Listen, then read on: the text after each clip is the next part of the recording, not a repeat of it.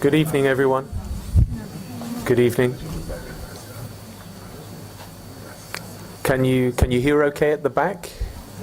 Can you hear? Perfect. Good evening. Thank you very much for sharing your time with us this evening. On behalf of Mediphacos and the ESCRS, welcome you to the annual meeting, Total Keratoconus Solution. I'd like to introduce our two moderators for the evening, Professor Jorge Alio from Spain and Mr. Bruce Allen from the UK. Professor Alio is going to open the session this evening. I hope you enjoy it very much and look forward to seeing you through the rest of the Congress. Thank you. Thank you, Hugh. Well, thank you, first of all, on behalf of Bruce and myself for this kind invitation to moderate this most interesting session on a very hot topic where we have come here to learn, so we're learning as well. And, well, we have very interesting topics that we shall be quite fixed at the time. We have 6 minutes for each one of the talks to have some time for discussion at the very end. We shall make a short comment after each one of the presentations, Bruce and myself, and we shall announce 1 minute before the end of the time, just for the speaker to be aware that the time is passing, right? So I think that with these preliminary instructions, I think that we have a distinguished group of speakers that will deliver very interesting talks, very innovative in a topic that is at this moment a hot one in ophthalmology.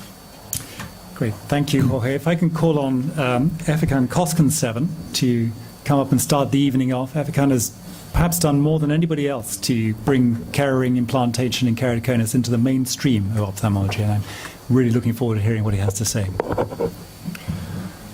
Good evening. First of all, thank you for inviting me this great meeting. I would like to present cross-linking and topo-guided PRK and toric phakic intraocular lens implantation after Kera-ring implantation, when and how to combine these treatments. Why we need combined treatments. First, we have to improve vision and stop progression. When the patients visit my clinic, I always ask, it's very difficult to talk with keratoconus patients because they know, they have a lot of information about internet, but they don't know, and even for me, I don't know how to start. And I said, I cannot treat keratoconus, but keratoconus has two important features. I can treat this. I can stop your progression, if you have any progression, or I can improve your vision. And I think for this, the most important choice, most common choice, contact lens and cross-linking. For any case, I always try contact lens fitting.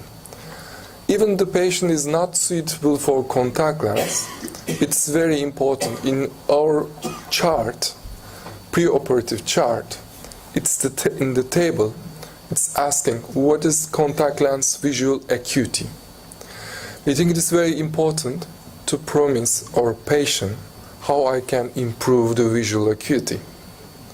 So even they cannot use contact lens, I always try contact lens to understand the capacity of visual acuity.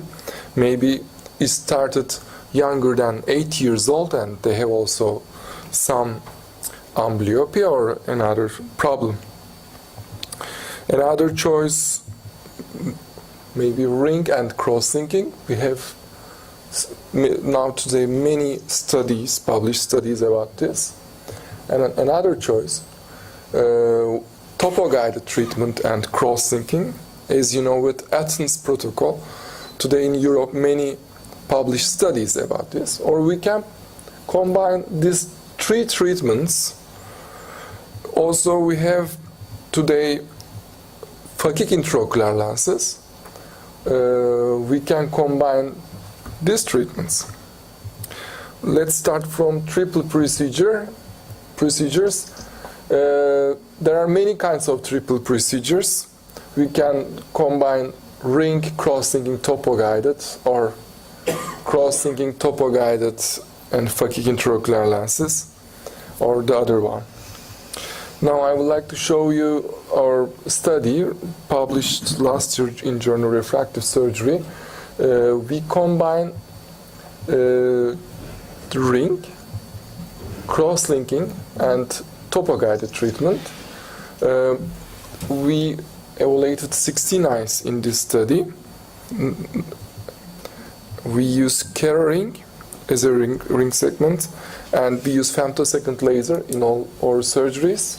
Corneal incision was at steep axis. We implanted the ring only at flat axis.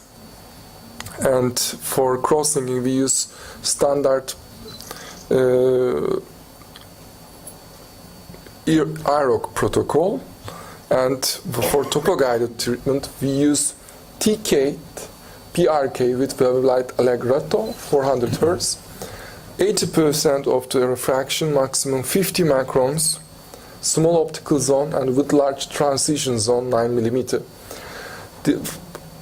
First, we done PTK 50 macrons at 6.5 mm optical zone. Because last year in ESCRS, when I was a panelist, 2 or 3 free paper they presented TK procedure with alcohol or mechanical debridement, removing epithelium. If you use alcohol or if you use epithelium manually, if you remove the epithelium, you will change the topography. So you have to do PTK 50 macron to follow the same photography as before surgery. So it's very important. Don't forget, epithelium is thinner in the steep area. So if you remove the epithelium, you will change the topography. And this is another question, why I didn't do ring and cross-linking together. Of course you can do. But today I do one day after, because I just want to see with the ring what I change in my patient's eye. So it's very important. I don't do in the same day. I do at least one day after. And cross-linking and topo-guided treatment you can do the same time. Today 2 or 3 published studies show the same time is better than other time. Actually, I do after 6 months. If you don't do in the same time, you have to do at least, you have to wait 6 months. I do because I do topo-guided treatment. It's a fine-tuning. I wait more than 6 months and I do fine-tuning. Now, as you can see the results here, I will not make you bored with the numbers, but I would like to show you here. When we talk about how we are successful, we are talking about the mean Q values, but I think we should talk about the flat and steep Q values, because as you can see here, after ring implantation, the changes in flat Q values only 1.7 dioptries, but in steep Q values almost 5 dioptries. It can explain how the ring changed the irregularity. Now let's look at this patient. She is 16 or 16 years old, and from 2006. And when you look this case, her visual acuity less than 0.05. If I can, 1 minute to go. Huh? 1 minute. Okay. Oh. We implanted the ring, and then we done cross-linking, then topo-guided treatment. From pre-op to post-op topo-guided treatment, you can see the difference. And it's 2012 and 2013. I just wanted to show you 7 years results from the pre-op to post-op. And today she came this year again with the pregnancy. With the pregnancy, the result changed a little bit, but still from 2006 to 2013 to almost 7 years results. In many hospitals, she will be recommended for corneal transplantation. Now I will show you another combined treatment with the phakic intraocular lens. Also many published studies cross-linking and phakic intraocular lenses, as you know. But if you do cross-linking with phakic intraocular lens, you cannot change the irregularity on the cornea. With cross-linking, we can change only up to 1.5 dioptry. In this triple procedure, we published journal refractive and cataract and refractive surgery. We done this triple procedure, ring, cross-linking, and phakic intraocular lenses. Now I would like to show you the last patient, and I will finish. This patient has -18, -6 astigmatism, and for many hospitals it's a huge keratoconus. She's a candidate for donor penetrating keratoplasty. And she cannot use contact lens. We done first ICR implantation. With one ICR, you can see the changes with Kera-ring. And when they ask me what is my target not to change the refractive. My target change the irregularity. So you can see with one ring surgery the changes in the irregularity. I done cross-linking. I done phakic intraocular lens implantation and topo-guided treatment for fine-tuning. From 0.05 best correct visual acuity to 0.8 best correct visual acuity, her contact lens visual acuity was 0.7. If I can. Thank you. It's finished. Thank you very much for your attention. Thank you, Fekan. It was such a wonderful presentation. That is the whole symposium. So next time, Mediphacos should invite for a big lecture Dr. Fekan. He has such a great experience that we thank you very much for your presentation indeed. Next speaker is Dominique Pietrini. Dominique will talk about topographic guided customized photographic keratectomy combined with simultaneous cross-linking in patients previously implanted with intrastromal corneal ring. Everything that can be done is done by Dr. Pietrini. And all in 6 minutes. Thank you, Jorge. Okay, so the purpose of this presentation and of this study was to evaluate the combined procedure associating topo-guided PRK and cross-linking in patients previously implanted with intracorneal rings. Okay, so this study included 17 eyes, 15 patients, 4 females, 11 males. It's a consecutive case series. Mean age of the patient was 26 years. Mean sphere pre-op was around -3. Mean cylinder pre-op was -4.3.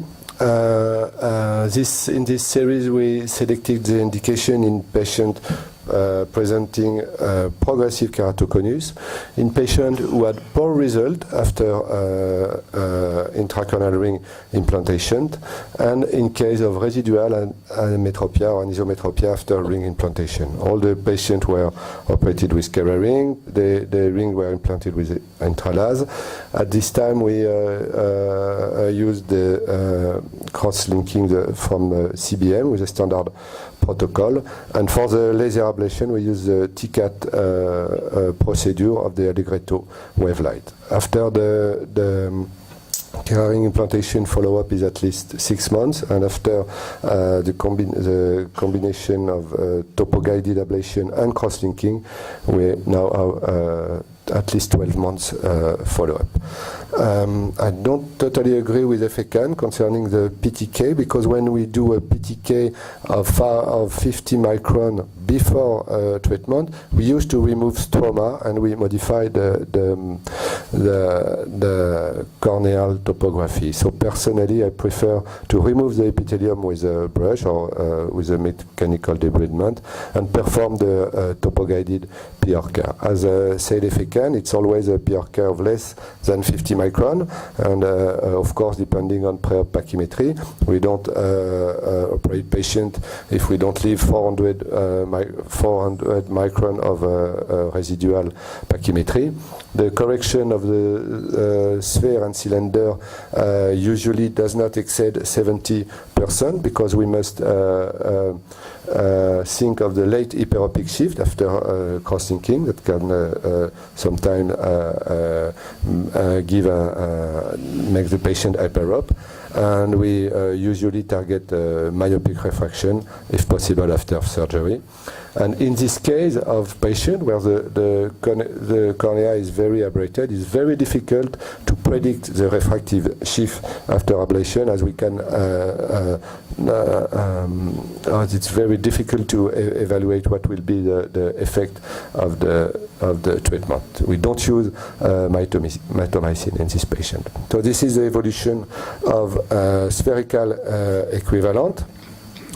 The spherical equivalent before ring implantation was minus 5.4 diopter. After ring implantation, the spherical equivalent comes to minus 2.5, and this is a spherical equivalent after the combination of topo-guided ablation and corneal cross-linking, and the final spherical equivalent is minus 0.72, and we have in this series a reduction of spherical equivalent of 4.7 diopter. If we look at the Kmax, we have here the values of Kmax before ring implantation, 53, after ring implantation, 50, and after topo-guided ablation, we move to around 49 diopter. This is the evolution of uncorrected visual acuity on the left part of the slide, and best corrected visual acuity. And you see that in terms of uncorrected visual acuity, we move from 2.2 to 4.2, and then to 6.7 after topo-guided ablation. And in terms of best corrected visual acuity, we have a gain of almost 1 line with Keratoconus. Remember that there are some kind of poor results, and then we gain 1 more line and a half with topo-guided ablation. So after Keratoconus, we gain 2 lines of uncorrected visual acuity, 0.8 line of best corrected visual acuity, which is quite poor in this series regarding the particular case. And after topo-guided ablation and cross-linking, we have a gain of 2.5 line of uncorrected visual acuity, 1.8 line of best corrected visual acuity, and a final gain of 2.5 line after this triple procedure.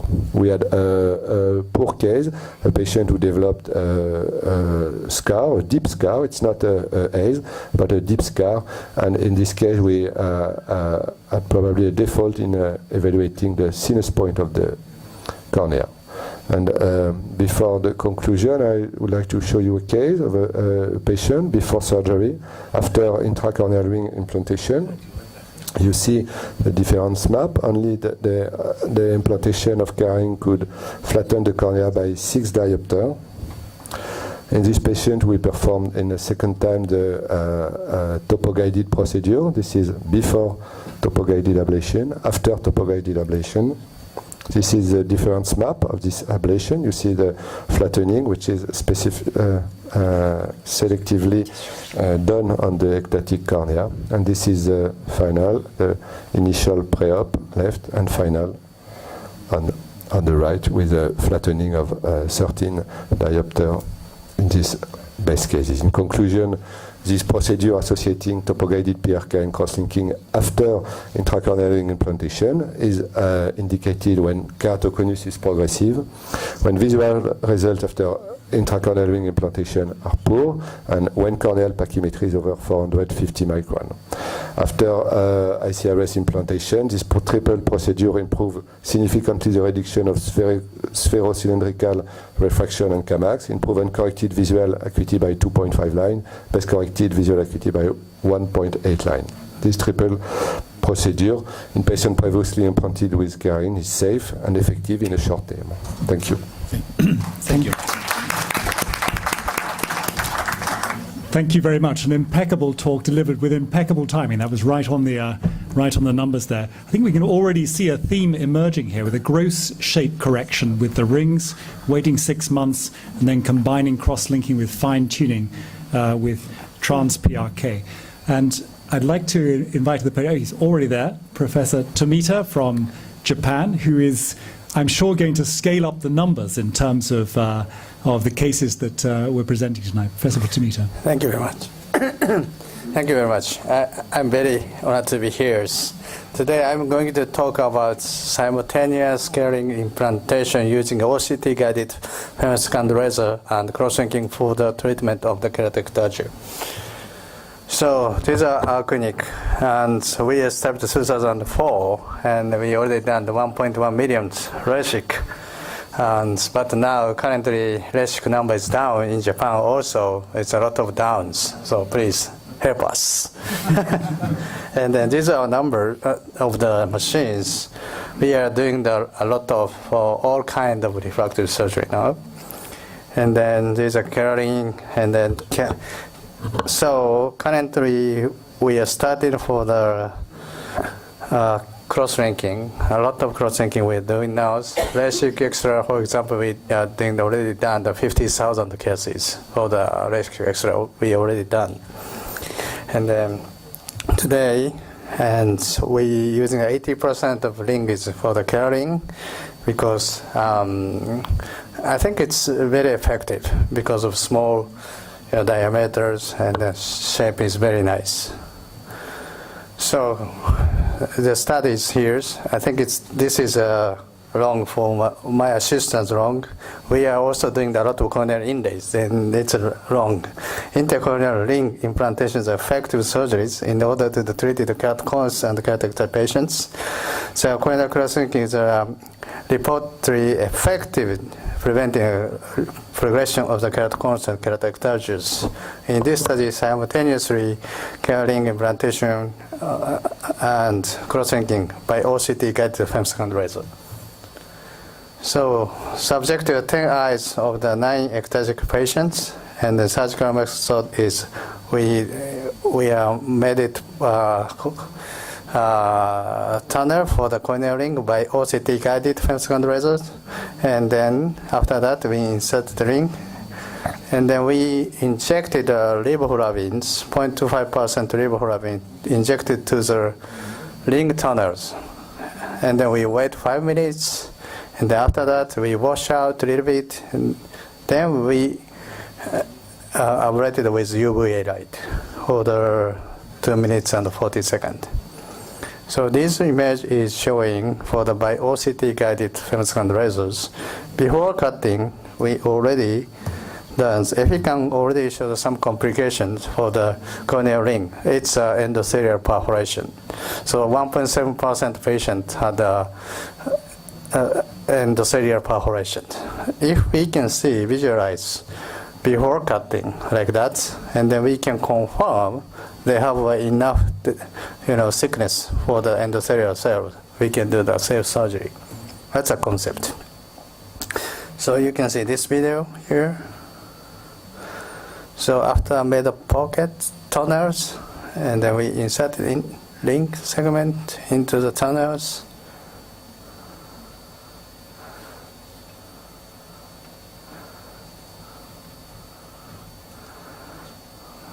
So I just injected a 0.25% riboflavin into the tunnels.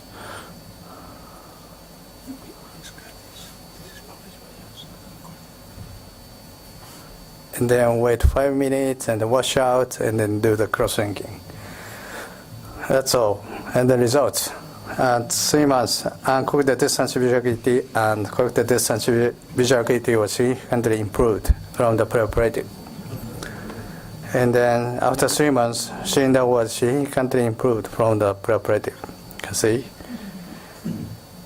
And then after 3 months, KME and the KMAX were significantly improved from the preoperative also. And the high-order aberration also, the S3 and S4 was improved.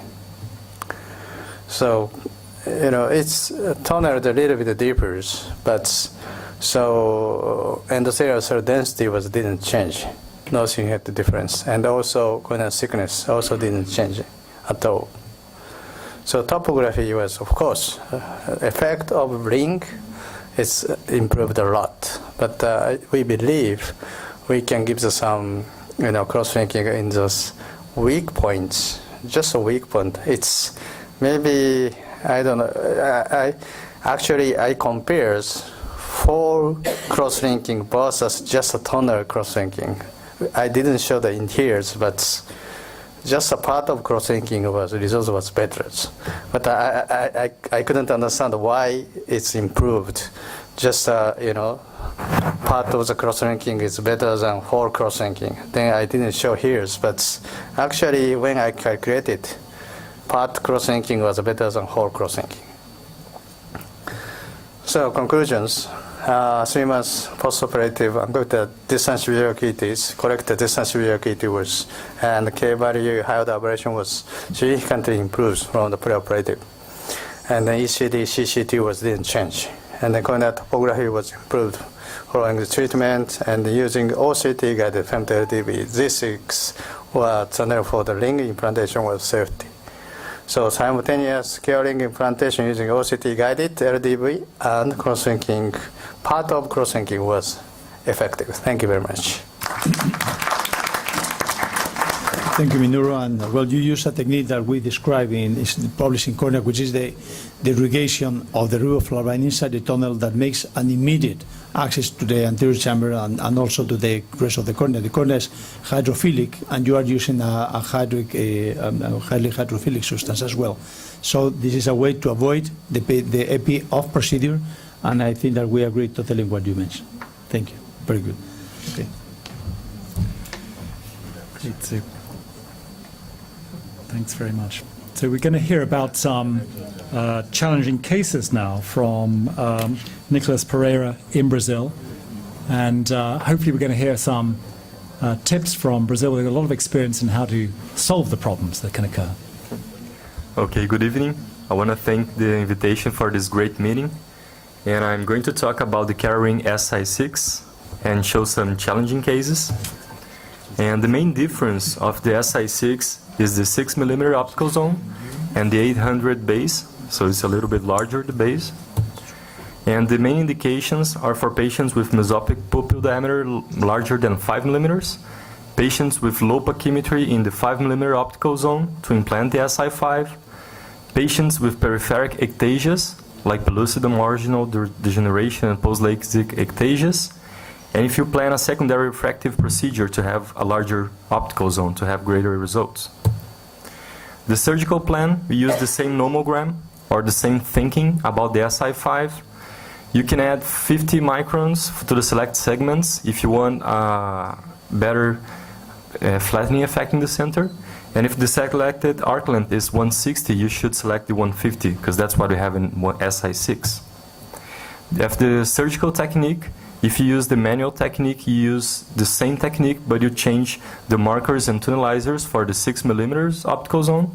And if you use a femtosecond laser, you should use a channel between 5.8 and 7.0 because it has a larger optical zone and it has a larger base too. So the first case is a keratoconus patient with contact lens intolerance. And this patient has 8.5 topographic astigmatism that didn't accept it in the refraction. So that's why it's a little bit challenging because it has this 8.5 astigmatism topographic. So I decided to implant an SI6 of 150 and in the other side a 90 degrees to correct more astigmatism. And the result is really impressive. The astigmatism went to 3 diopters, and with no correction this patient went to 20/30 and 1.5 of refraction astigmatism with a well-centered and very satisfied patient. The second case is a patient with keratoconus that had a penetrating keratoplasty in the left eye with good results and good visual acuity with glasses. But in the right eye, he had surgery for corneal implants with another surgeon and has complaints of low visual acuity and halos in this right eye and couldn't get a good visual with refraction. He only achieved 20/50 with refraction. So the program here was to explant the segments. You can see in the upper right part the segments that it's not a Keraring because it doesn't have the triangular shape and it doesn't have the 0 degrees angle base. And I programmed to explant segments and wait for 3 months to then reimplant Kerarings. And you can see in the topographic aspect after explantation is a decentered ectasia with 4.5 degrees of astigmatism. And I decided to implant an SI6 150-250, and you can see in the right part down the SI6 in the 6 millimeter zone and the scar of the 5 millimeter rings. And after the surgery, this patient was 20/30 without correction and with a really low astigmatism, really satisfied without halos. You can see in the picture that has a large pupil, but this patient was without halos after the SI6. Well, the third case is not keratoconus, it's a post-LASIK ectasia, but it was challenging because it was a very peripheric ectasia and the central part was flat, was not really a central ectasia. And the visual acuity was 20/30 with refraction, but a lot of complaints of double vision and some distortion. So I decided to implant an SI6, a 150 in the down part. And after the surgery, this patient achieved a really good visual acuity of 20/20 without correction, and only one diopter of astigmatism went to 20/15 partial, could read some letters of 20/15. And in the other eye was really more impressed than this one, because it's a worse peripheric ectasia that achieved only 20/40 with best corrected. And after the same thinking of only one SI6 in the bottom, or 150 SI6, this patient went to 20/15 completely plano, didn't accept in any refraction. Really good visual acuity and really satisfied patient. And the last case is a really different case. It's not for keratoconus. It's a patient of 82 years old that has low visual acuity starting 5 years ago, but he has an interesting history of having increased astigmatism when he was 60 years old, and stopped increasing when about 2 years ago and didn't have any other comorbidity. We can see in the pictures that he had a peripheric marginal degeneration, a senile peripheric marginal degeneration, and had a mild cataract in both eyes. In the right eye, he could achieve a 20/40 visual acuity, corrected visual acuity, and this could be because of the cataract and didn't have too much irregularity in the topographic aspect, but it has an astigmatism of 3.5. So we decided only to perform the cataract in this eye, but the left eye had almost 10 degrees of topographic astigmatism, and the visual acuity wouldn't be better than 21/20 corrected, even with a mild cataract. The cataract wouldn't be causing this low visual acuity. So we decided to do the implant. We implanted an SI6, 150 in the bottom, and a 90 degrees in the flatter part to correct more astigmatism. And this, the aspect of the rings after implantation. And this patient achieved a 20/40 without correction and a 20/30 better corrected after the rings. And you can see that the cornea is really regular compared to the preoperative. And 3 months after the ring, we did the cataract surgery in the right eye, and he went to 20/40 without correction, and a 20/20 partial with correction of the eye that we didn't do the implant. And in the eye that we did the implant, we did the cataract surgery 6 months after the implantation, and he achieved a 20/25 without correction, and with this really low corrected visual acuity, he went to 20/20. So he was really happy with the surgeries and the vision. You can Nicholas, see. can you sum up now? Yeah, okay. So the Keratoconus SI6 have a very good previsibility, similar to the SI5. It's important to remember that it has a less central flattening effect, but has a very good regularization effect. It has less halos and glare, especially in the mesopic pupils of more than 5 millimeters. If you plan a secondary refractive procedure, you should maybe think about an SI6 to have larger optical zone. And it's important to remember that the implants, the intracorneal rings, are adjustable. So if you have a patient that is not happy after implantation of the rings, maybe you could explant the rings and reprogram a new surgery to implant and have good results after the second implant. And good results are possible in challenging cases with the Keratoconus SI6. Thank you. Thank you, Nicolas. Well, this presentation highlights the relevance of a good taking decision in terms of the position of the rings. and segments, and these segments of 6 millimeters, indeed, I do agree that they are very effective. Probably the molding of the cornea is more regular and less target on refraction. So thank you for your contribution. So, can I call on Francisco Sanchez now from Mexico to tell us about a new development in Kara rings? It's the 355-degree Kara ring. Thank you, Bruce. First of all, I would like to acknowledge Mediphacos for the invitation to participate in this symposium. And the idea will be to describe during these minutes the experience using the Kara ring 355 degrees for keratoconus. As we know, all the efforts that we are performing are trying to avoid cornea transplantation, either lamellar or penetrating, and we have mechanical, biochemical, and mixed procedures that attempt to perform the corneoplasty. I always suggest to read this article published by Pepe Alfonso, who was the first brave ophthalmologist to publish that the combination of rings and ICL is a refractive procedure that offers good outcomes and suggests that is a predictable procedure for the refractive treatment of keratoconus. The objectives of the ICR are corneal surface regularization to improve uncorrected visual acuity and best corrected visual acuity, reduce the refractive error, reduce aberrations, improve contact lens tolerance, allow a spectacle correction, corneal stabilization, and of course the idea is to delay or avoid cornea transplantation. We have learned that small segments, small length of segments are useful for the treatment of astigmatism, like in this case with plano minus 750, axis 145, and the vision was 4/10, and the result is plus 50, minus 1, axis 65, and in the center of the cornea, if we analyze this dual corneal map, we can observe that the central corneal power is not affected, only a quarter of flattening effect, and the reduction of astigmatism is very high using short segments such as the 120 degrees.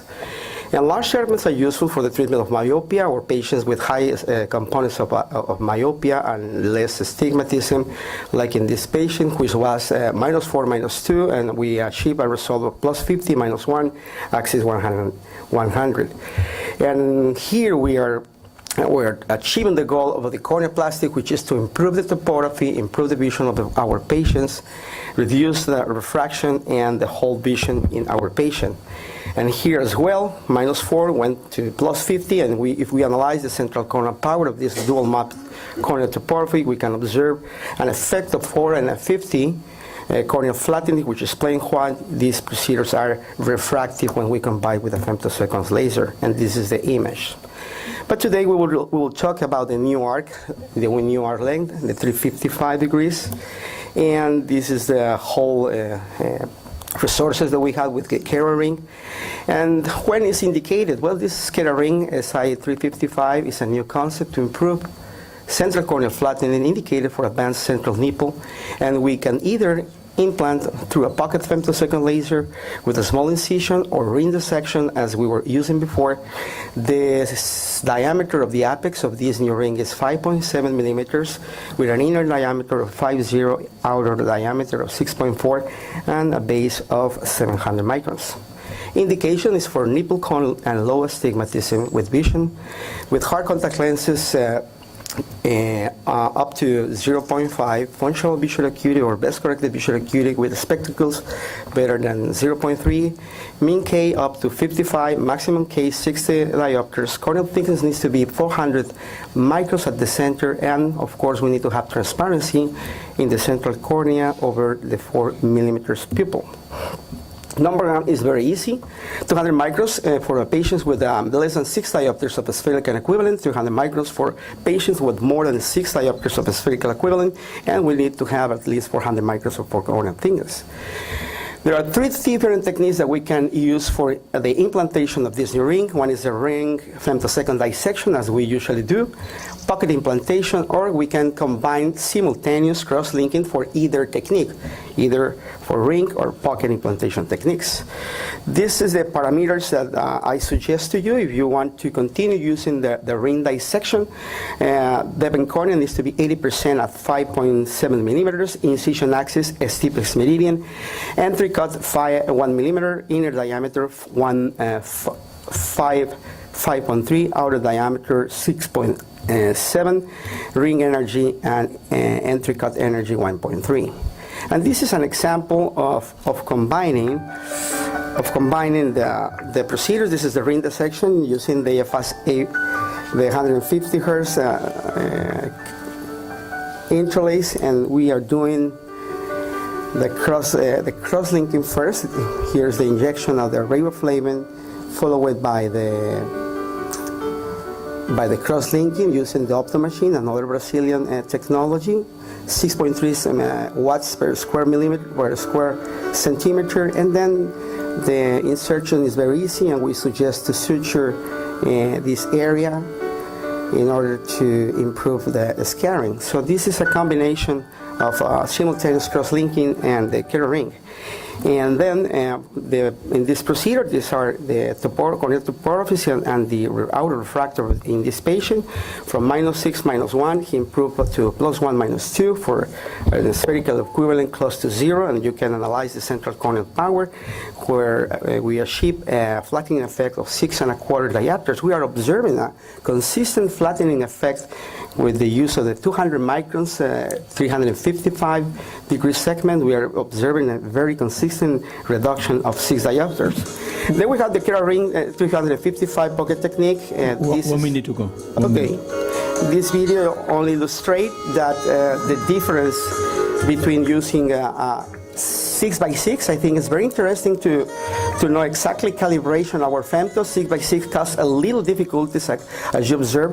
We have difficulties when we are dissecting the cornea, but again, we are achieving the 6 diopters flattening effect. In these patients, -650 went down to plan +1¼ and if we analyze the central corneal power, again, we have 6 diopters of central corneal power, central corneal reduction. This is the nomogram. When we use the Pocket software, and you can either use the IAK software or the mask that I usually do with the IAK, the iLASIK software. These are the parameters: A5 of diameter in the diameter of the Pocket, energy 0.5. The spot and light separation, this is very important, 3x3, and you will get a beautiful result in terms of the dissection of the Pocket.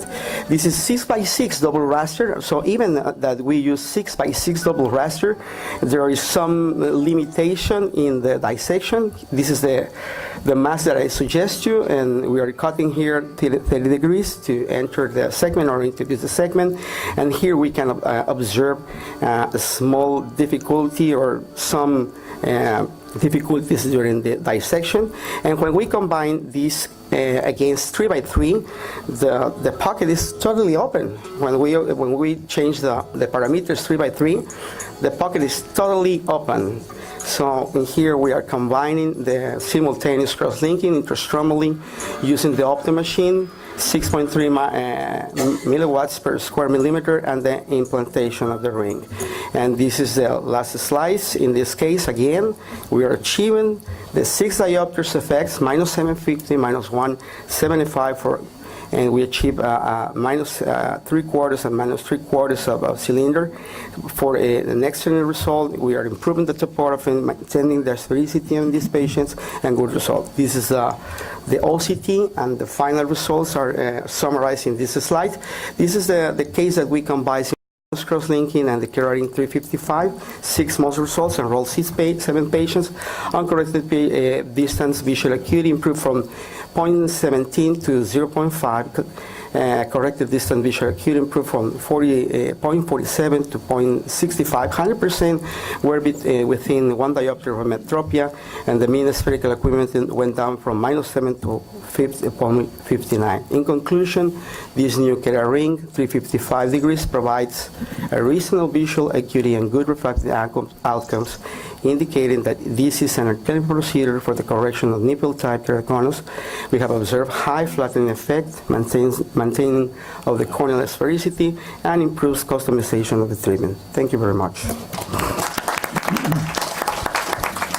Thank you very much, Francisco. Well, the experience with rings was started with the Mayo ring, and definitely this experience. They have a high flattening effect, and they behave as refractive tools, much more than modeling tools. This is our experience, and indeed we can have a discussion later on.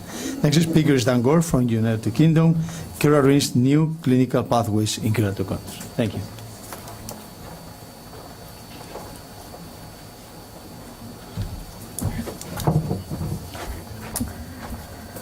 Well, thanks very much for the invitation. So I'm going to present to you some of the work that we've been doing at Moorfields, centered on Kera rings, but fitting in a new clinical pathway for the management of keratoconus, away from what we have done for many years before some of these new and exciting interventions have come along. I won't go into any detail about some of the other features here, but it all revolves around the ability to stabilize your shape with cross-linking, giving you an opportunity to then visually rehabilitate patients. In this case, a gross shape correction with a Kera ring, but the option later on, if you need it, to fine-tune the corneal shape and refraction. So our indications for Kera rings are those patients with poor or unacceptable spectacle-corrected distance visual acuity, and those with significant vertical coma. We have 17 eyes of 17 patients with over 18 months follow-up now. These were all created with the intralays, and we accepted the company's nomogram for the decision of ring options and orientation. All but one of these patients were keratoconics, and I've listed their sort of mean presenting demographics. Note the very poor, uncorrected distance visual acuity. So it's visual acuity that patients are interested in, so I'm going to start off presenting that data.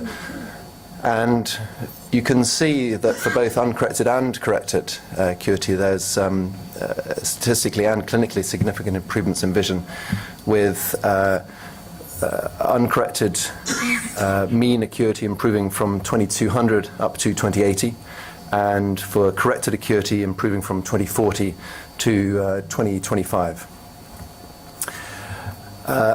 None of our patients lost vision. Quite a significant improvement, particularly in uncorrected acuity, and improvements in some patients with corrected distance visual acuity, mostly mediated by the correction of coma, as I mentioned earlier on. So how does that transfer into their refractions? Our mean preoperative spectacle refraction was almost 8 diopters, and we managed to almost halve that down to just over 4. And you can see the effect on the spherical equivalent as well, almost halving down to just under 2 diopters. Those changes were all statistically significant. I'm going to finish just showing how that correlates with what we've seen in terms of topography. Our changes in Kmax I've plotted there for all 17 eyes, and you can see it firsthand. It's a little bit confusing. I'm sure that for those eyes where we're getting an increase in Kmax, it's probably reflecting the change in shape just over the edge of the ring.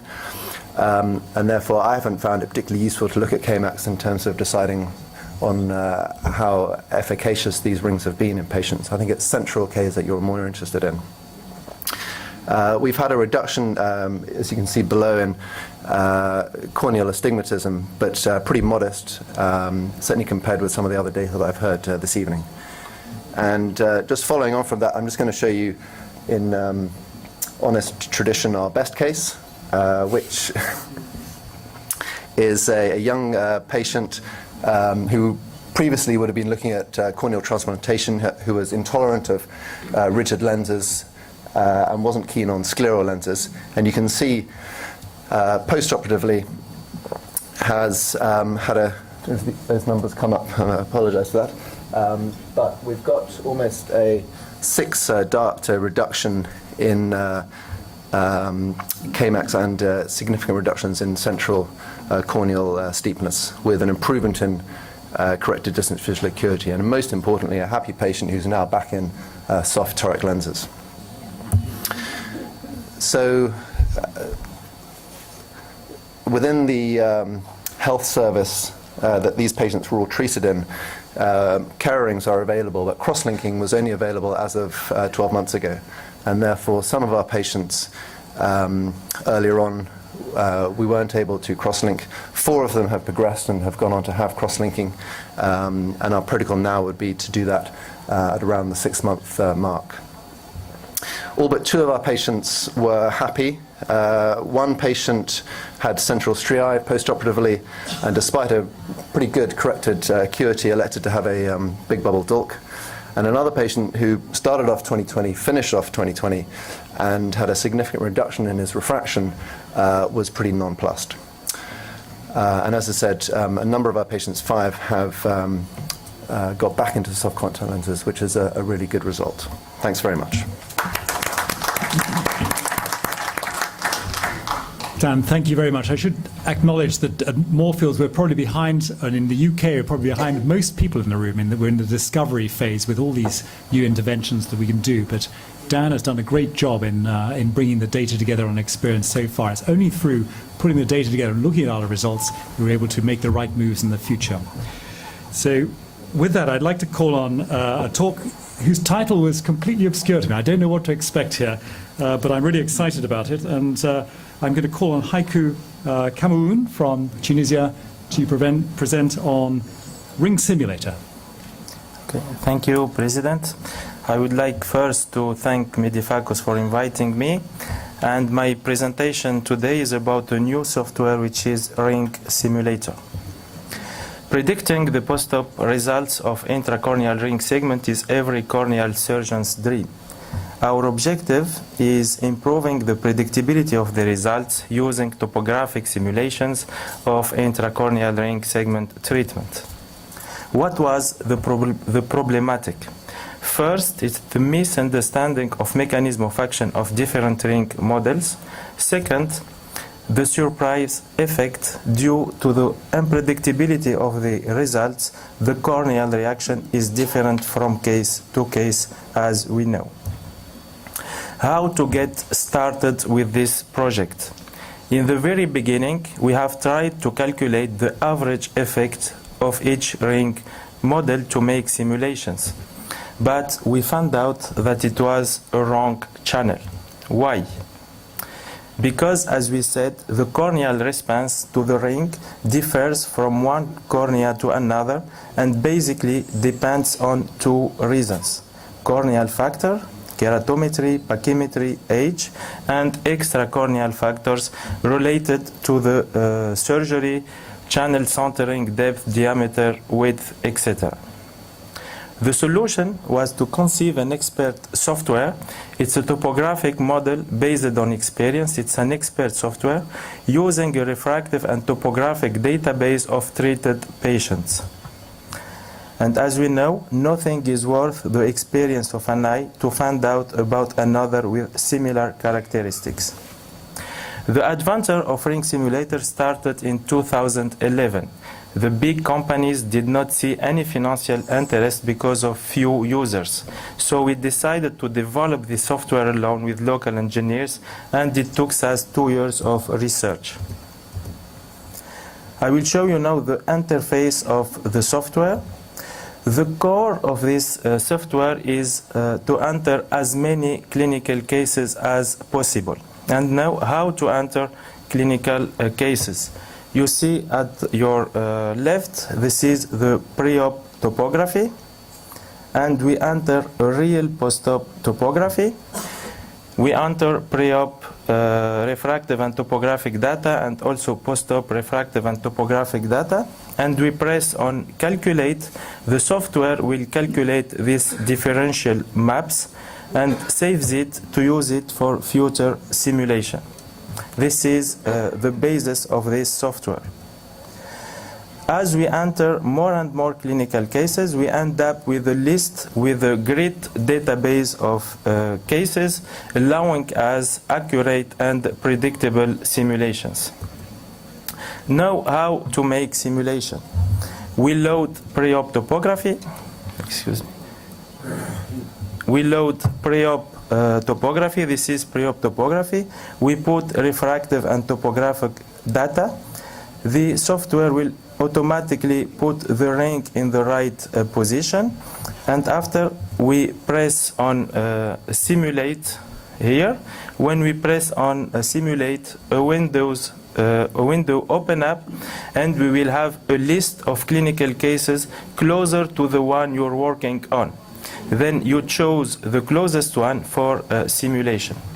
And as you can see here, in your right, the simulated topography, and here in between, the differential map used for simulation. So the principles of this software, it's an universal software adaptable to almost all topographers, digitizing and interpreting the database using the color scale. The software automatically detects the majority of the topographer's scale. So the more the database is important, the more performing it will be, and also it integrates the Keratoconus nomogram along with more suggestions and advice. This is the first example of a Keratoconus stage 3. We have pre-op topography. We make a simulation with SI6. Here the differential map used, and here the simulated post-op topography at the rate. And you can see that the result is not so good, and we have a partial result. So we switch our simulation with SI5, and I will show you now the post-op topography simulated with SI5. So we have a better result with SI5, as you can see here, simulated with SI6 topography, and now simulated with SI5. We have a better result with SI5, so we decide to this case to perform a surgery with SI5. And now I will show you the real post-op topography. This is the real post-op topography, and as you can see, the simulated topography here and the post-op topography, the real post-op topography are very close. Second example, Keratoconus stage 2, a simulation with SI6, simulated post-op topography, and here the real post-op topography also again very close. Third example, pre-op topography, simulated post-op topography, here the differential map used to make simulation, and the real post-op topography again very close. 1 minute, come on. Okay, last examples, pre-op topography, post-op simulated post-op topography, and the real post-op topography very close also. In conclusion, ring simulator is a valuable tool in the choice of the indication. In my practice, it allows to choose the adapted ring models, the best access.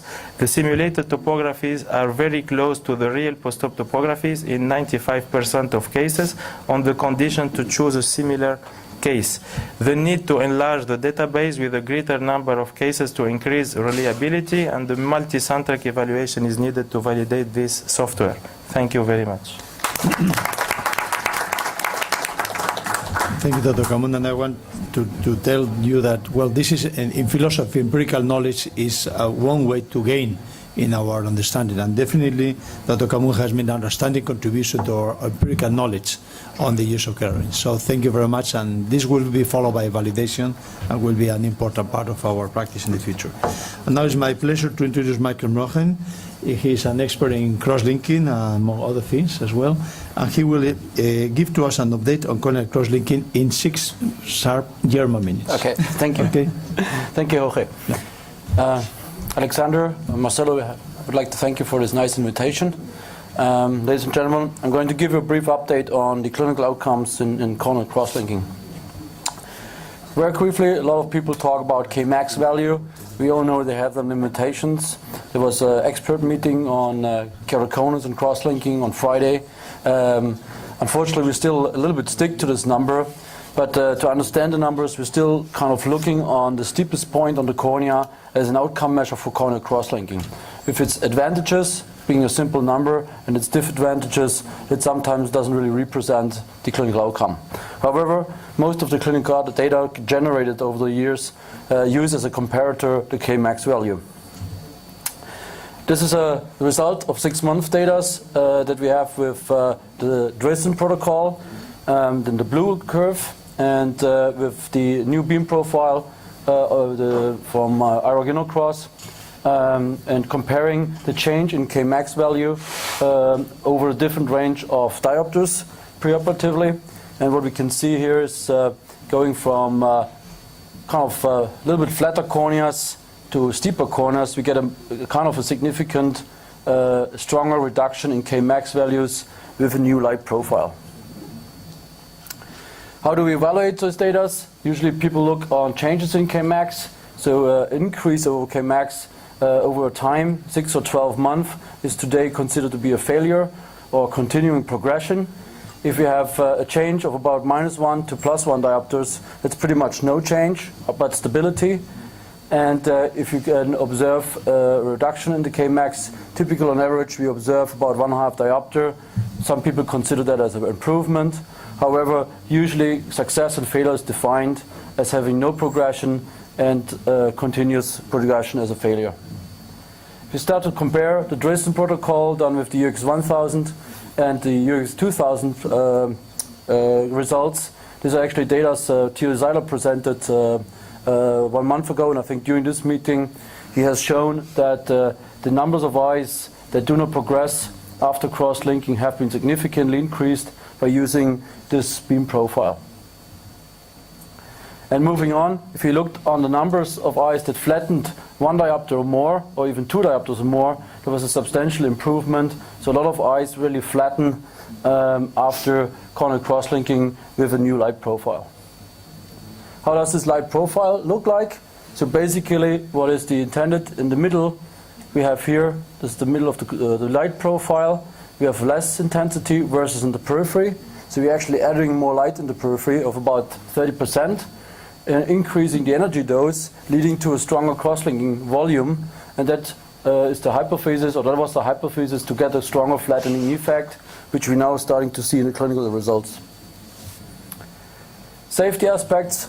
So far, there was no real clinical differences in terms of safety compared to the Dresden protocol. Typically, loss of best corrected visual acuity for more than 2 lines is less than 1%, and loss of endothelial cell counts were not significant. Adverse events, most of them are published. The only real difference we're seeing that the haze that is generated after the cross-linking with the new beam profile gets a kind of a donut shape. So you see a little bit more haze in the mid-periphery of the cornea.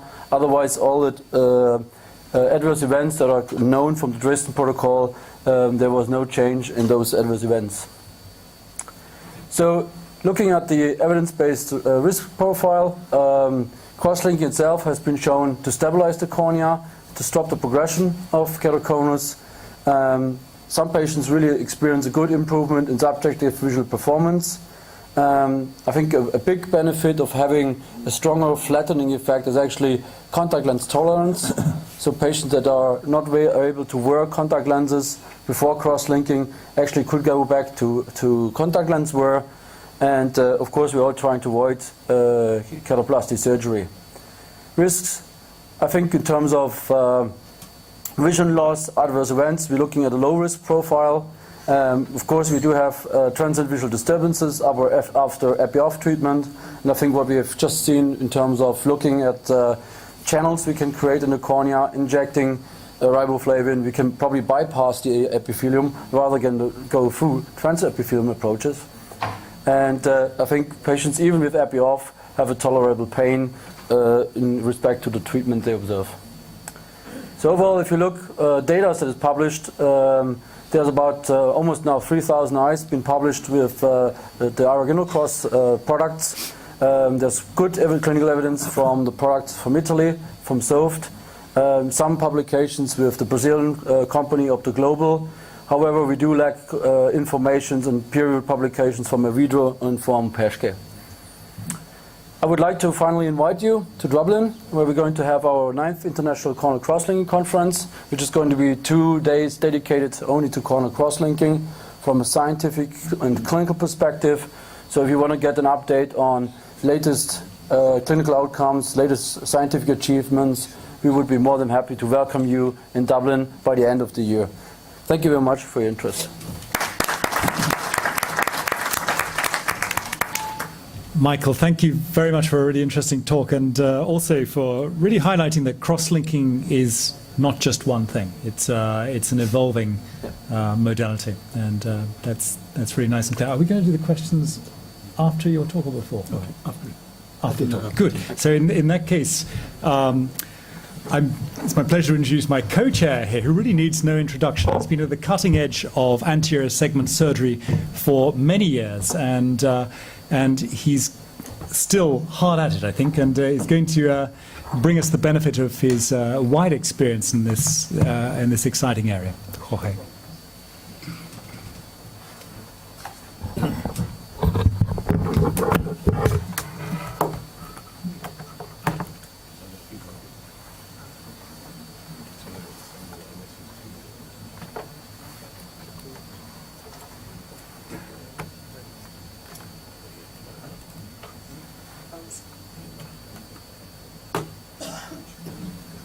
Okay, thank you very much, Bruce, and dear colleagues. Good evening.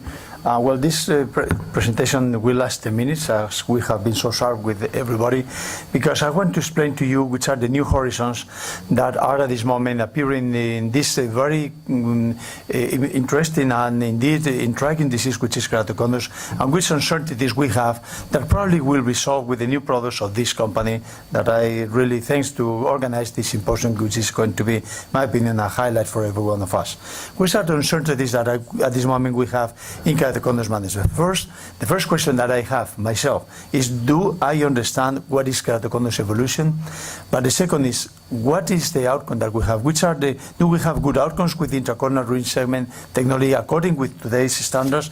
And the third uncertainty is, how can we use more successfully and with better predictability modern therapeutic approaches such as collagen cross-linking, such as intracorneal rings or segments or other devices or methods that will be developed along the coming years. Where keratoconus starts is something that we don't know. It's one more of the uncertainties. But we do know from studies that have been extensively documented that rupture in bone mass membrane in the keratoconus cornea is the beginning of the process. In this process, do we have indeed involved genomic phenomena, but we have as well proteomic phenomena. Probably we have different genomic profiles in different areas of the world, but finally the proteomic pathway should be about the same in all of them. Definitely we know that we have MMP3 activation as one of the leading issues taken to the process of the production of keratoconus. We know that this can be targeted by trauma, and trauma is one of the issues that really can activate MMP3. Cascade. And finally, we have the keratoconus starting and progressing from grade 1, grade 2, grade 3, grade 4, and even in more advanced diseases, creating figures like this. Indeed, part of this is out of range, but look here that we have 90 degrees according with the topography, and indeed we are with out from the range, diameters of elevation, and extremely high level of aberrations that lead these patients to a corneal transplant in the final stages of the disease.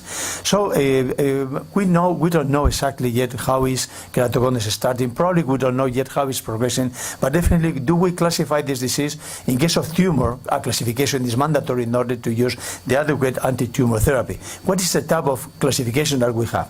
We had the Amsterdam classification in 1990, Krummeck and Ansler in 1991. We did a classification based in the coma aberration and high-grade aberrations of the anterior corneal surface in 2006, but I have to tell you that none of them are complete enough to fully incorporate all the actual knowledge and the clinical manifestation in keratoconus as far as we understand it today, and no one is based on the severity of the visual impact of the corneal disease. And it's important that what matters to the patient is vision. The patient is going to your office because the problem is in vision, and the patient doesn't matter about key values, pachymetry, don't ask about aberrations, and indeed they don't care about biomechanical data. What really matters to the patient is what is the vision, and the quality of life that is related to this disease is indeed the reason why the patients are going to you. So this is why about 6 years ago we started a process in which we created the National Iberia Keratoconus database in a national network of clinical research involving the centers that are here in the screen. We incorporated a total, in the moment of this analysis, now we have almost double this number, of 776 eyes of 507 patients up to June 2011. And look here that the weight of the data is definitely at least half of the cases were from our center. So this data is well documented and is coming from also, in many of the cases, from an origin that has uniform criteria. So the aim of this database was to solve part of the uncertainties. And first was to identify the variables involved in the reason of the patient to go to your office, which is visual loss. Second, to study the outcomes obtained with different therapeutic approaches. And third, to propose new therapeutic approaches based in this knowledge that is gained through this process. And this was the classification that started relating which are of all these different variables, those that are involved are in parallel happening to occur when the keratoconus is degrading the vision of the patient. And we came into the conclusion, and I avoided all the statistics and all the mathematical network that we created for the purpose, that these are the variables involved in the decay of keratoconus. In other words, when the patient is degrading his vision or her vision, these are the variables that are changing on parallel. The mean key value, the internal astigmatism, very interesting concept that is affordable by all of you, even without having aberrometry data, the RMS of coma-like aberration, and the Q at 8 millimeters. Exactly these variables were those that were the key factors in degrading the vision of the patient. And based on that, we created this new classification that is a classification based in visual performance. Here, as you see, we have in grade 1 patients that have normal vision, in grade 2 patients that have from normal vision to 0.6, significant loss. In grade 3, we have from 6.4 to 0.4. These patients, if bilaterally affected, cannot get a driving license in the European Union. In grade 4, you have 4.4 to 0.2, and in grade 4 plus you have scarring or fog lines at the anatomical decay that is evidenced by morphology. Parallel on that, you have an elevation of the key value.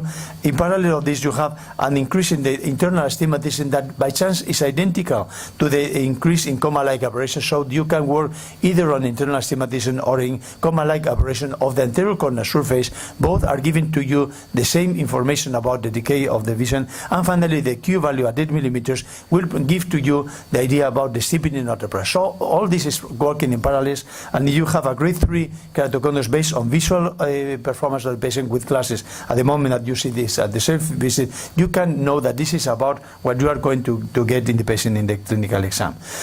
Is this classification at the same dog with a different color? The answer is no. Look here, we take the Amsterdam Krumai classification and our classification.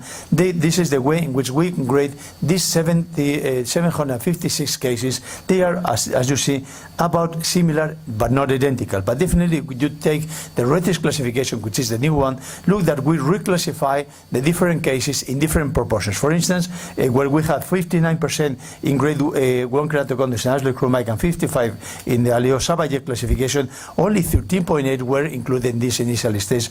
Meanwhile, in grade 2, we had a much larger number, and in grade 3, indeed, a much larger number. So this classifying the patients by visual performance really makes a new perspective of the grading of the disease. We are dealing with different severity of the disease, which affects vision in a different way, different tumors with different severity, in other words.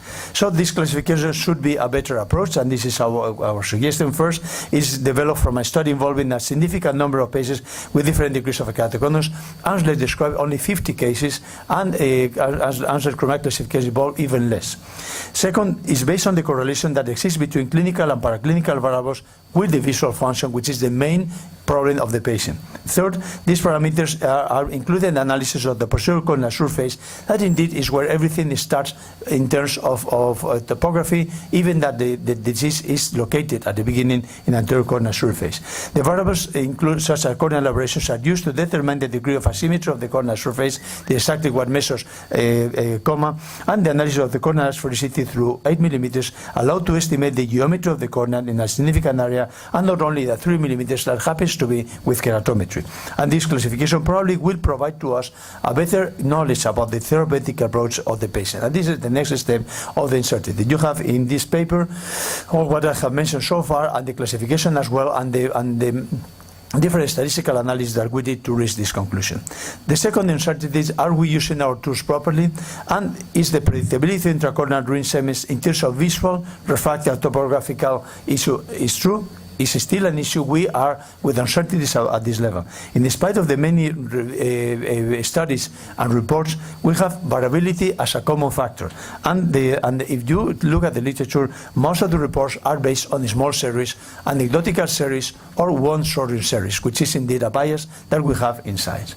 So we decided to include only cases that were operated by the same surgeon, with the same complete preparative diagnostic analysis, with the same nomogram, with the same rings, the Kera ring, with the same indication and incision site, all of them with femtosecond laser and with the same femtosecond parameters, all the variables that are most outstanding, probably, and the performance of the surgeon are included. And what we observe in this group is that the proportion were this, that means that we had about the necessary numbers of each one of the degrees in order to analyze which were the outcomes.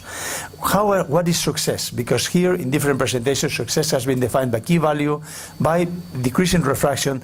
Success is improving vision, and improve in those visual those parameters that are associated to vision, and we define a success if we gain at least one or more lines best corrected for distance visual acuity, with a decrease of 2 or more diopters in spherical equivalent, with a gain of 1 or more lines of corrected distance visual acuity, a decrease in at least 1 micron of RMS of high-grade aberration of the anterior corneal surface, and a decrease in 1 micron of RMS comma-like aberrations of the anterior corneal surface. 3 of these parameters, but always with a gain in best corrected vision, were the definition of success. And look what happened. We have a relative success. If you see, the success is inversely proportional to the severity of the cone, and indeed thus is not parallel to the improvement in refraction. For instance, in grade 1, we are dealing with a refractive outcome that is good, but not improving vision.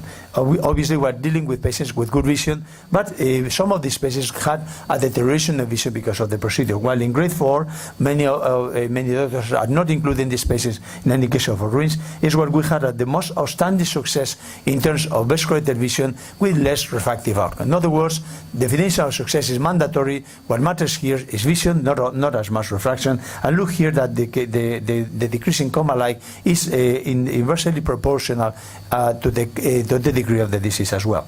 This is published now in American Journal of Ophthalmology. It has been recently published, so this information is available to you in our publication as well. So, but it's true that we are in a process in which we need improvement, and improvement is to create predictable models, and this is the way to solve the uncertainty. Definitely this company is in the idea to improve the nomograms, to improve the indications, to guide our decision about towards the success, and we are contributing with multiple regression analysis that I'm going to explain to you, because this is a little bit late to explain about mathematics involved in this. But in this study, we have we know that at least in the group of patients that form our series of patients, we have this predictability in terms of best corrected visual acuity.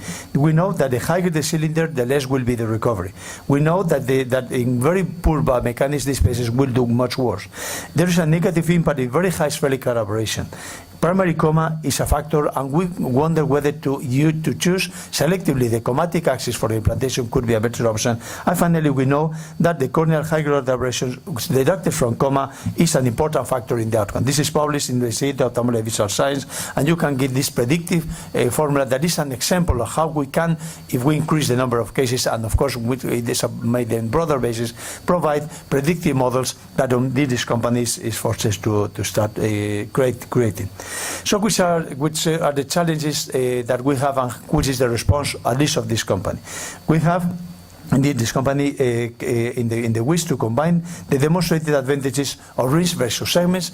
Here it has been shown for the first time with this technology how almost complete rings can improve the flattening of the cornea, and so both have advantages and disadvantages. How to combine the good of both is one of the aims of this company. And second, definitely cross-linking is part of the process, and to develop less invasive, more specific technology. The current light-activated cross-linking within this is toxic and teratogenic is indeed one of the aims as well.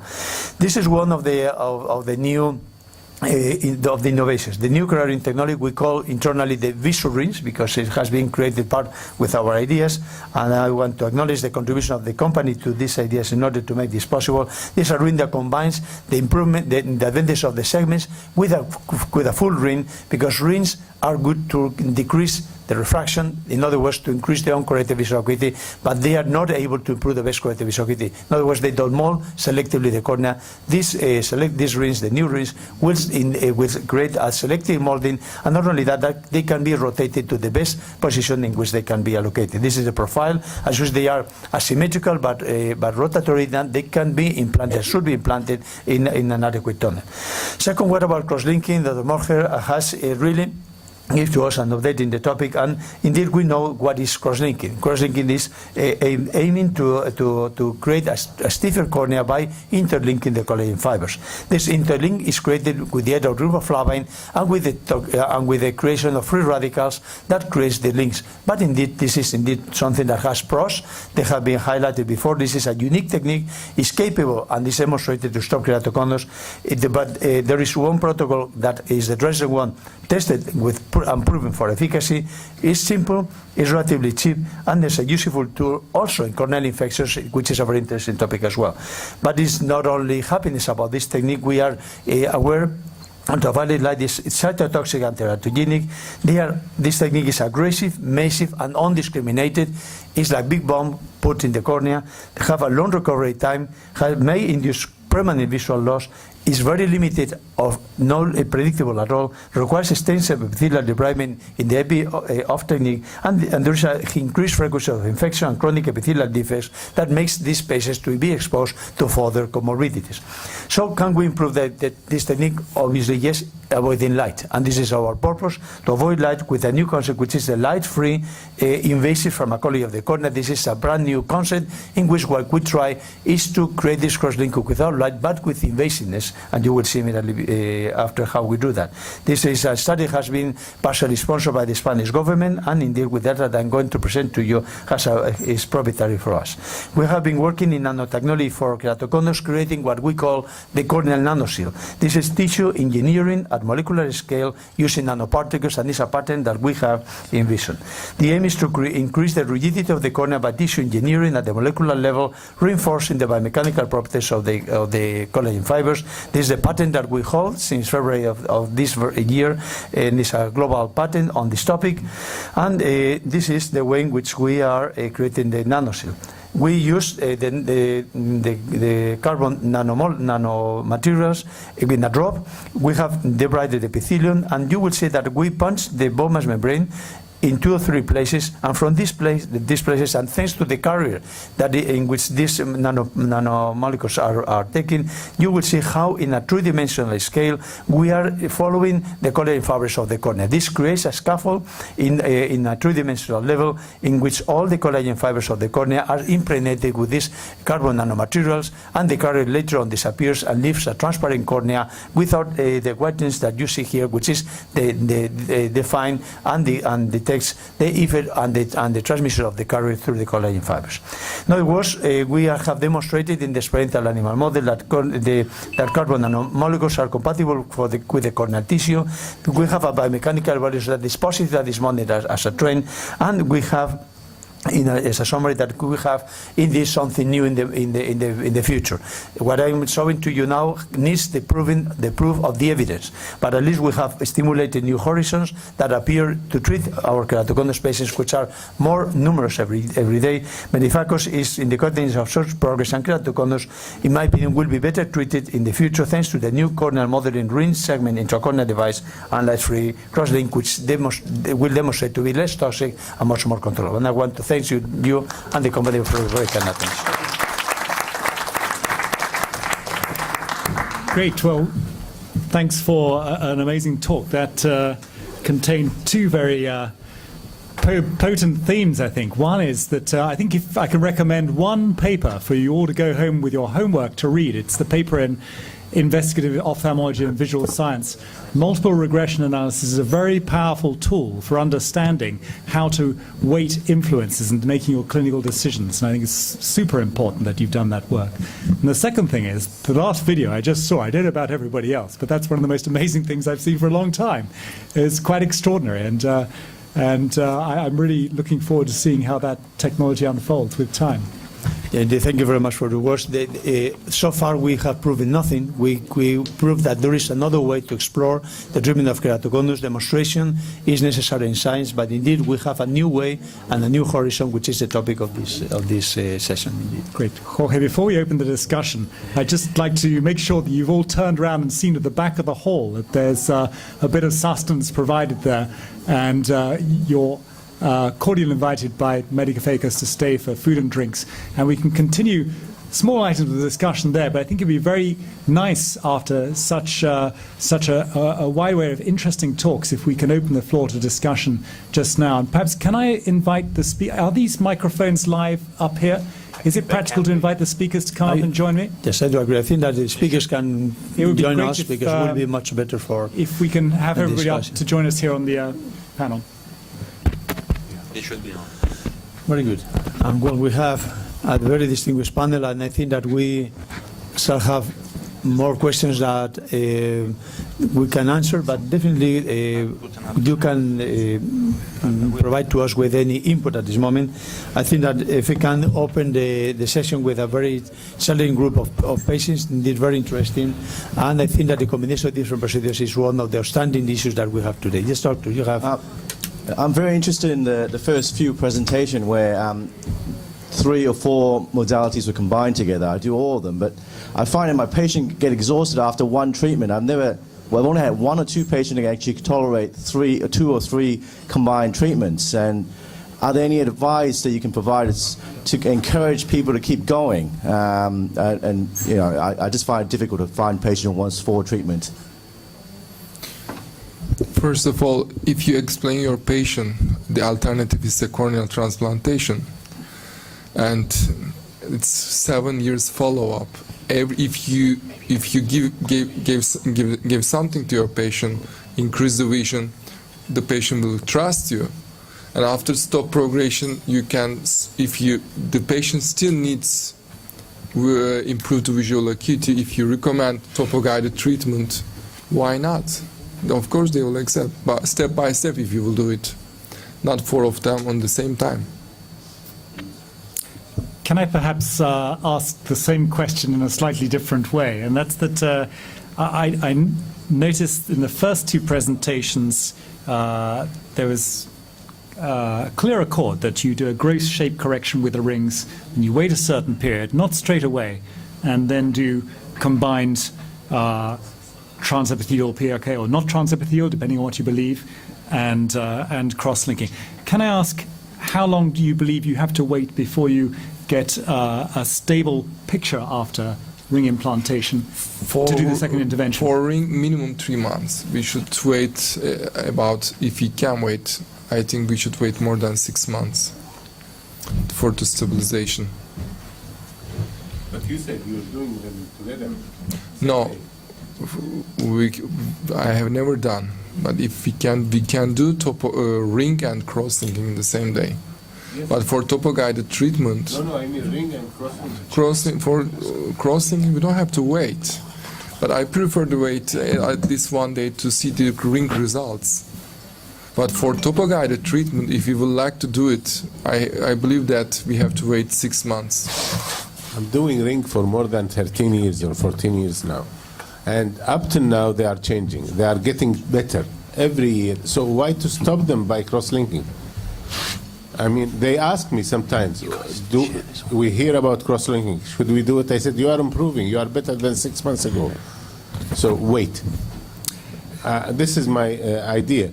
Maybe the curve is getting slightly flatter now after 2 years, and then I can do that. But as long as they are improving, why should I do it? Thanks for sharing that. But can I stop you there? Because that's quite an important and contentious point, the belief that rings themselves will reverse progression. I think that I'm right in saying that that's an isolated view now, that most people believe that rings alone are not enough to prevent progression. So could I take some other opinions on that particular point there? That I don't believe ring can stop progression. You are right. Maybe after the implantation, I don't see in 80% patient any progression. But really, I cannot promise my patient the ring can stop progression. So if I see any progression, I do cross-linking. Jorge, would you like to comment on that? Theoretically, it's impossible because you are modeling the cornea, you are not reinforcing the cornea. So any biomechanical strength that you should expect for the rings is zero. You have modeling but not strengthening. So if you have a ring in unstable keratoconus, the cornea will be molded, will be better, but will be stable because it was stable before. I don't think that they can stop, and the evidence is that it's not. Adding to that. I'll send it to you. Well, listen, in medicine, dogma doesn't exist. Nothing is black or white, okay? I'm sure that you have patients, and I have patients in which I have indirect evidence that they have been good enough to support the cornea, but they cannot have an influence in the stiffness of cornea. Actually, they don't. Even the circular rings, which are much stronger elements, they should not. But I do agree that in specific cases you might identify cases in which the ring has helped the patient to stabilize. It's true, but general aspects, they should not. Can I move that particular discussion on one step, actually, and ask, we've seen some interesting presentations tonight on combining rings with cross-linking by injecting into the channels. But the trend, I believe, or the evolution at the moment in terms of topographic treatment is to do the topographic treatment and then put the cross-linking down at that time. And if you do the cross-linking at the time you implant the rings, are you then losing an opportunity to get the best benefit from combining cross-linking and PRK later? I don't know if I've asked that question clearly enough, but I'm hoping that some members of the panel will be able to pick up from that point. So I'll ask the question in a different way, perhaps a bit more clearly. Cross-linking, do we do topo PRK safely after cross-linking, thereby removing the tissue we've cross-linked? There are some disadvantages to that. Or are we better to do the cross-linking simultaneously with the PRK? Bruce, Dan, do you want to comment on that? Well, just one comment. I'm not sure whether the cross-linking mediated through riboflavin applied on the surface is different from that applied when you're injecting it through a channel. Those channels are at 400 micron depth, and therefore one would anticipate that your cross-linking effect would be quite deep. Whether you're then going to go on later and do a surface treatment, you're probably not removing the strongest tissue, so it may be safer. But I'm not sure whether the strengthening effect of cross-linking is in the same place. Okay, I think that Francisco has experience on this, right? Yes. Well, first of all, my personal approach for any keratoconus patients before, we have 10 years experience using femtosecond laser and rings, and before was not using simultaneous procedure. I mean, what I mean simultaneous procedure is scraping the epithelium and the rings in simultaneous fashion. But I think that the approach of doing intrastromally, it's more convenient because I think that will avoid some of the scarring of the surface and besides, the symptoms of the patients is better. That's why I'm at this particular stage, when we're doing the pocket, the complete pocket, and the 355-degree segments. I think it's convenient to have that space to inject intrastromally the riboflavin. I use, of course, and besides, with the Hesper-Baron, I use transepithelial to soak the whole cornea, and definitely I think these light machines are very fast, like the video, will be more convenient in order to avoid inflammation and symptoms for the patient.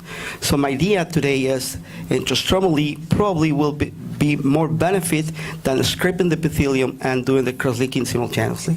Well, in our paper, we studied this, and it's true that we have the demarcation line, but it's lighter and less deep. Lighter, whether this is sufficient or not, we don't know. Our cases were stable. But I really think that the tonus is a wonderful and elegant way to deliver the riboflavin inside the stroma without the barrier of the epithelium already stained, because when you drop riboflavin, the epithelium becomes stained, and it's part of the absorption of the energy. So this is why cross-linking transepithelial has been not as successful, basically because you are with part of the seal of the epithelium blocking the ultraviolet light, something that doesn't happen when you have this from the stroma, because in this case the epithelium is transparent. I think this is a very important concept. I think that we have a question there. Dr. Pettini? Yes, I just would like to add a comment concerning the sequence of the treatment. I think it's the best option. Each time you can remove tissue on the cornea, the best option is to begin by ring implantation, because you have the highest remodeling capacity, and then you have the opportunity to perform a laser ablation in a second time, at the time of cross-linking. And this is very important because you can gain more gain. So if you perform the cross-linking at the time of a ring implantation, you will probably remove some cross-link tissue with the ablation. So my personal opinion is that it's the better sequence is to perform the topo-guided ablation at the time of cross-linking after ring implantation. Okay, there was a question there by our colleague. I have some concerns about riboflavin being inserted into the stroma at 80% depth level. All our safety information that we've been given so far has been related to imbibation from the surface. A lot of John Marshall's work recently has shown us that the chemical reactions are occurring where the riboflavin is at its highest concentration. Now, if we start imbibing the cornea, starting at an 80% depth, we run a significant risk of causing endothelial disturbance.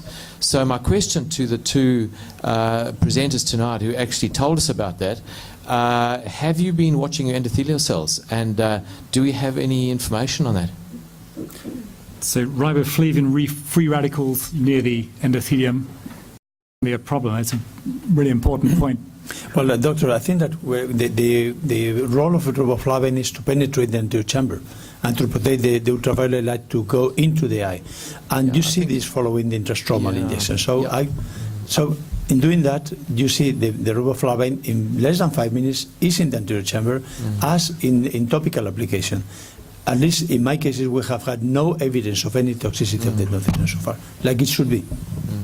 And indeed, if that one of the most important aspects of corneal strengthening and cross-linking is creating increased strengthening on the outer aspects of the cornea, and it's much more important to have it there than it is deep. And the whole collagen lamellar structure is much less strong in the deeper lamellae. And are we therefore producing a much poorer cross-linking by doing it at that level compared to doing it on the surface where we actually need it? But you have a demarcation line. Yep. We have a demarcation line by confocal. The demarcation line is actually a demonstration of cross-linking. Yes. It's a different item. Doctor, if you drop a cell line, you don't get any demarcation line.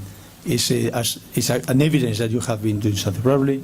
But the demarcation line of its own accord is demonstrating somewhere around that point that there's cross-linking anterior to it and possibly less posterior to it. But my question is, ultimately, are we not losing out by not cross-linking adequately the superficial tissues by putting it in the... We have to demonstrate that. further. Because we have. Two thoughts about that question. First of all, I am agreeing with Dr. Elio. When the first protocol of a PISH came out, they say that we needed to observe at a slit lamp the presence of the riboflavin in order to avoid the transmission of the light to the lens or the retina. So I think that's a good point. If we're in the depth plane, definitely we'll have riboflavin faster in the anterior chamber in order to protect the lens or the retina. And secondly, we have seen several studies with the Avidro LASIK procedure combined with a cross-linking.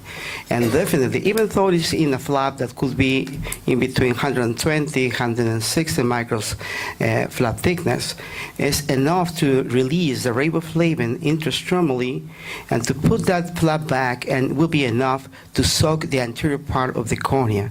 So for me, it's not a problem, and I'm doing the release in the very deep part of the cornea. Okay, any other comment? More questions? This is addressed to Professor Mrohen, and of course it's extensive to everybody. When many of our colleagues advocate doing cross-linking at the same session of Caro rings, wouldn't the cross-linking sort of could cut the possible effect of the rings? What did you define the possible effect? Yeah, I mean, if you cross-link in the same moment you put the rings, wouldn't the cross-linking effect prevent, let's say, the possible total effect of the rings on the cornea? I mean, the cross-link we're doing, we're all talking about stiffening the cornea, but actually what we're really doing is we're slightly increasing Young's model. So there's still remodeling going on. It's not going to be a piece of plastic. If that might change the nomograms, that could be, yeah. So that you have to, change your treatment planning. The software we saw that might have an impact on the treatment planning, but I don't think it will really affect the general principle of the rings. Thank you. So I guess the answer is going to come through clinical trials in time. Yeah. Another question from the floor. To Professor Mrohen, in the protocol with a customized fluence cross-linking, what was the protocol? Was it Dresden protocol? And it's the Dresden protocol, epi-off, soaking the cornea for 30 minutes and then 10 minutes illumination. It's not 9 milliwatts, 10 minutes or so. It's 9 milliwatts, 10 minutes, yeah, illumination. And is the second question is in the second generation lamp, is it possible to vary the fluence, or it's always 10? It's always 10, and the reason for that is, give me any clinical reason why we should vary the intensity. Because everybody is talking about different fluences, and everyone is talking about it, but so where is the scientific evidence that any different fluence make any benefits or makes it worse? There's no information. Why 9? Why not 12? Why not 8? 9 we tested that in animals. We tested on biomechanical approach. We just tested it in clinical trials, and that works. If you go to higher intensities, we just published in January in IOES. If you go to higher intensities, you get less effect. So in fact, if you go to 40, 50 milliwatts per centimeter squared, you get no cross-linking effect, 0. How about 30 milliwatts, as in Navido's treatment protocol? Our data showed that we get some, and just Farhad Hafezi from the University of Geneva just published that actually the effect at 20 milliwatts is also reduced. So it seems to be a linear degradation of the effect if you increase the intensity. And the reason for that is for the hypophysis, and again, the University of Geneva has nicely shown that the play on the game is the oxygen in the cornea. And if you go to too high intensities, the oxygen is immediately absorbed, and you don't have oxygen as a molecule in the cornea to actually react and create the crosslinks. And if you go to lower intensities, there's still enough oxygen coming in from the environment to have an effect. So all these higher intensities discussion is actually based on the Brunsenus cone law that makes the simple assumption: if you increase the intensity, you can reduce the time to maintain the energy. And I think we have shown and published in IOS that's not true. Simply a pure assumption and a lot of commercial efforts behind it. Wow. Okay, so I think that we'll take one more question because it's getting late in the evening. Yeah, my question goes to Dr. Kunskünseven. We do know that you have major publications in ring complications, and when we're considering ring implantation and cross-linking, I still do the epi-off. I'm not really convinced that epi-on does work as well as epi-off, but maybe that's my problem.